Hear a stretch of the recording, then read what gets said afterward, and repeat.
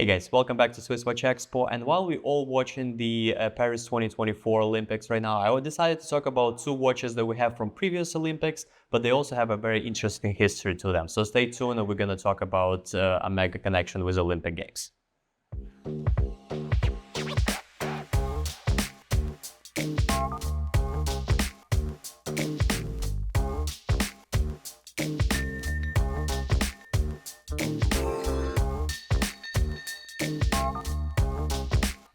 Hey guys, welcome back to SwissWatchExpo. And as we all know, Omega is official sponsor and the timekeeper company for the Olympic Games, and they make always the limited editions for every single Olympic Games that are on or going. And today we're going to talk about a couple of watches that came from the Rio Olympics and also from Tokyo in 2020. And we're going to talk a little bit more about the history of those pieces, because not only the limited edition is what should be interesting about those watches, but also the history of the models that those limited editions comes on. So let's first start with this beautiful Speedmaster.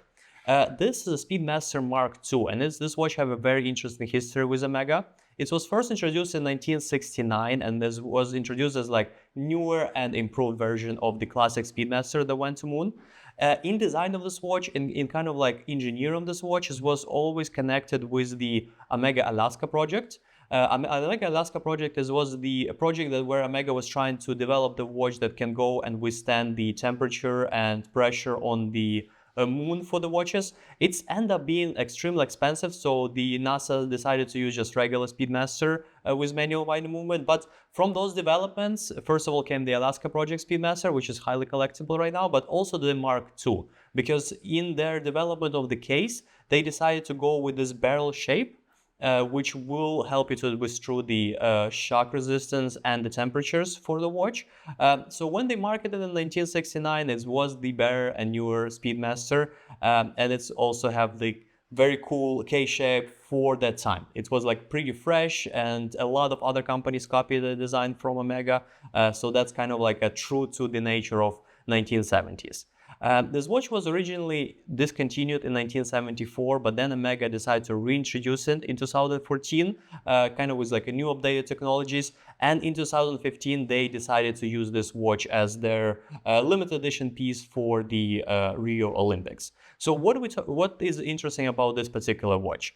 First of all, again, it's reintroduction, so you kind of get the iconic look with the current technologies, better casing, better bracelet, all those things.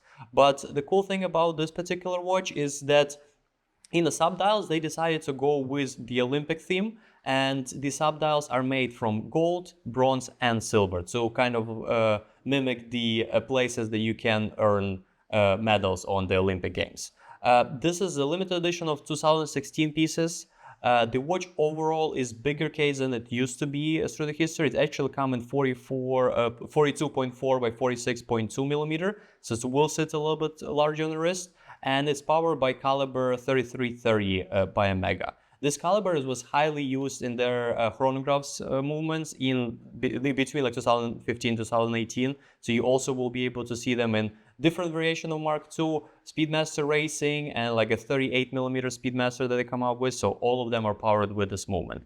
It's not longer manual winding as it used to be before. It's actually automatic, so they kind of bring it to the nowadays portions. But the design of the watch is still kept to its true colors, and it's a beautiful piece. So if you're interested, we do have it in stock. It's come with a full set. So if you have a good memories about the Rio Olympics and you have a interest in Mark II Speedmaster, we definitely be happy to help you.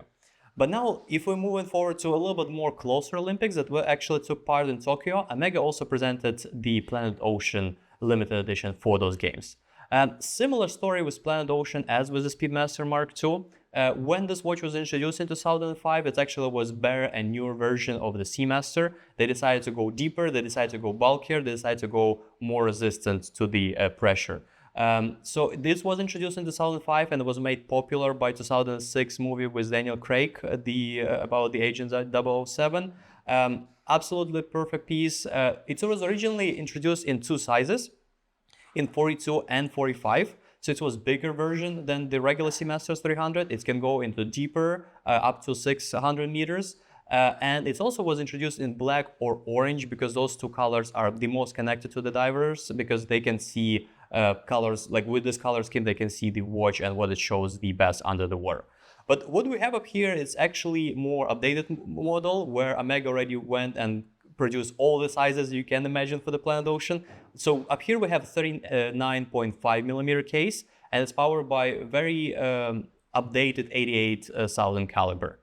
What I love the most about this watch is the design that Omega put for the Tokyo Olympics. So it's super simple, it's very clean, it's white ceramic dial and white ceramic bezel, but you have a 20 in red to symbolize Japan, and also the second hands have the red circle to symbolize the Japanese flag. So very, very cool design specifically for Japan. I love those combinations when you have like aesthetic pleasing with the country, but also make it limited edition for very important for Omega Tokyo 2020 Olympics. So we have both of those watches, and we have more watches that are connected with Olympic Games. So if you are a fan and you want to add it to the collection, give us a call and we'll be happy to help.